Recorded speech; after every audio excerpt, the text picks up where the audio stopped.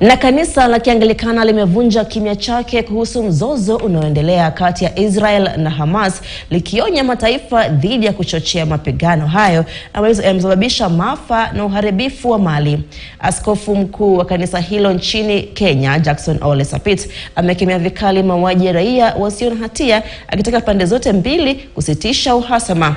Akizungumza katika kanisa la ACK Ngege, Diocese ya Mberu, County ya Embu, Sapit alitaka uhasama kati ya Israel na Hamas kusitishwa bila umwagaji damu.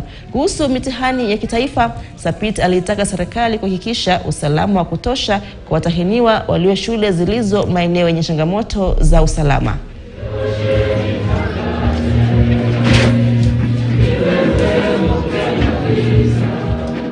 Katika ngazi za kitaifa na kimataifa, tumesikitishwa sana na mashambulizi ambayo ilitokana kule Israeli, ilianzishwa na kundi ya Hamas na Israeli kajibu kwa kishindo.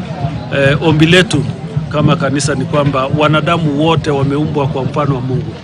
Tungepaswa kuhakikisha kwamba kile ambayo italinda maisha ya mwanadamu sote tuzingatie.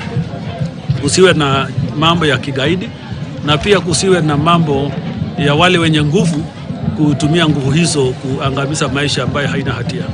Kama kuna tatizo la kisiasa, tuishughulikie kisiasa na tuondoe maafa kama chanzo ama vita ama vurugu kama chanzo ya kuleta amani, kwa sababu italeta machungu zaidi na italeta roho ambazo hasitatulia wakati tunaweka uharibifu wa maisha ya mwanadamu kwa njia ambayo tumeona kule Israel na Hamas. Kwa hivyo tungetaka kuita kundi zote mbili wasitishe mapigano na watafute uwiano na namna ya kusuluhisha mambo haya kwa njia ya amani, sio kwa vita na sio kwa vurugu.